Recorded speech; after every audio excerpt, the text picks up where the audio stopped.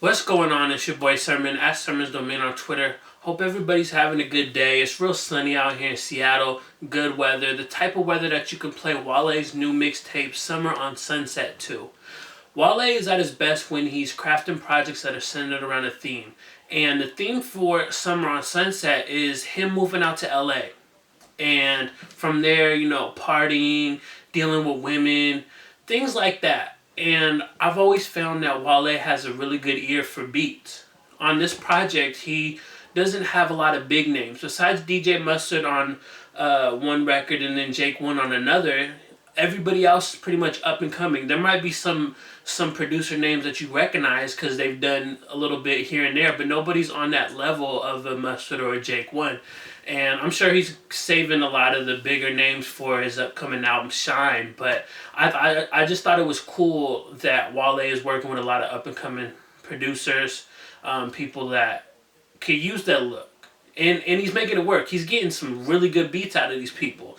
And the songs themselves, they all kind of fit together. There's like a story that goes on from the beginning to the end, and just kind of breaking down a little bit of the story. Like, you got a record like Day by the Pool.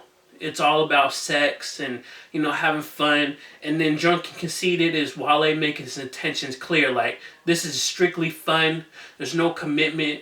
He says, one of the lines was he doesn't want to get hurt. So he's making his intentions real clear there. And then there's some issues with that. So when the issues arise, you got a record like Bitches Like You, where it finds him denouncing all those types of casual flings. He doesn't want to mess with women like that anymore.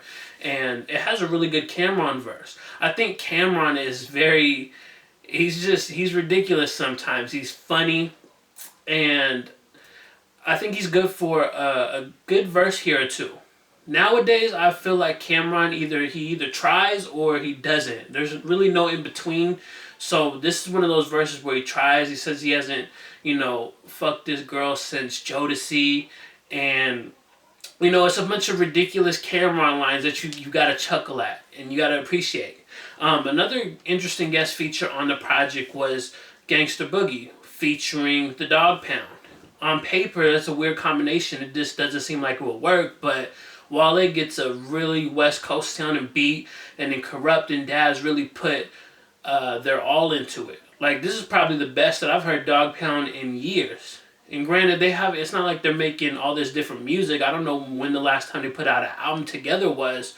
So it's also one of those things where it's like, okay, cool, they're kind of reunited, because I know they've done solo stuff here and there, but an actual Dog Pound album, it's been a while. For being a wrestling fan, you have the Triple H drop on SmackDown/Raw. I really liked that. I thought it was cool just to have Triple H actually talking to Wale and joking with him too. Like, showing off a little bit of his personality. Triple H he's a funny guy, but oftentimes in this era, at least on TV, he doesn't really show it. He's the serious side. So him, joking with Wale, I'm gonna get you tickets for the Raw at the Staples Center, but it's kind of gonna be in the nosebleeds.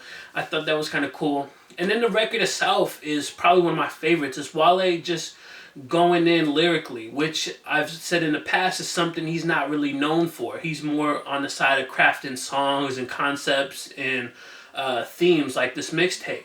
So for him to just, let loose and spit for one verse was cool, but at the same time, I really wish there was more than one verse. That was the one thing I was like, wait, it's over?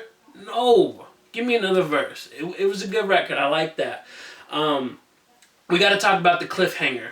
Now, rappers do not end mixtapes or albums on a cliffhanger. This isn't Orange is the New Black or a Marvel movie.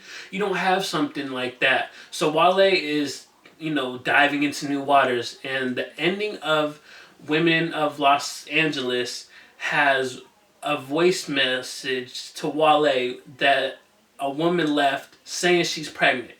And that's the last thing you hear.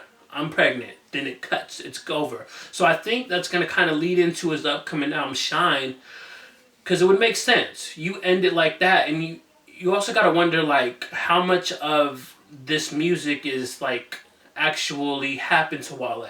Like, is Wale going to be a father? Is this something that's happening? I guess we're going to have to tune into the album when it comes out later this year to find out. Um, One thing in particular I didn't like, or just the record, I didn't like Valentino. And just for the sake of being consistent with the story, I don't feel like it fits too much. I mean, there's a little bit of a voice message in there that, fits to further so, but the actual song itself is just kind of meh. So that was one of the things. And then I was talking to someone on Genius, Rap Genius, and he was talking about how he finds Wale like uninteresting, and I really understood that, cause up until like the album About Nothing, I really couldn't get into Wale's music. I tried Ambition. I've tried. He had some couple mixtapes leading up to the album About Nothing. I just couldn't get into Wale like that. He had that Penthouse freestyle that I really enjoyed. Like, I want to say it was 2013 probably. It was just like a little Penthouse freestyle thing that he did put out, and I like that. But aside from that, I couldn't call myself a fan up until the album About Nothing. But now I'm a fan. I love when he makes these projects that are wrapped around themes, and it seems like Shine is going to go in that direction. It'll be cool to continue to see how LA has influenced his sound, because you can definitely hear it on this mixtape, from some of the guest features like Ty Dolla $ign and Joe Moses to some of the production. So I'm interested to see what the overall album will sound like when it drops later this year. For now, let me know what you think about Summer on Sunset in the comment section below. And then like the video, subscribe to the channel if you're not already. Share the video. Follow me on Twitter at Sermons Domain. And as always, thank you for your time. I appreciate you for watching. And until next time, peace.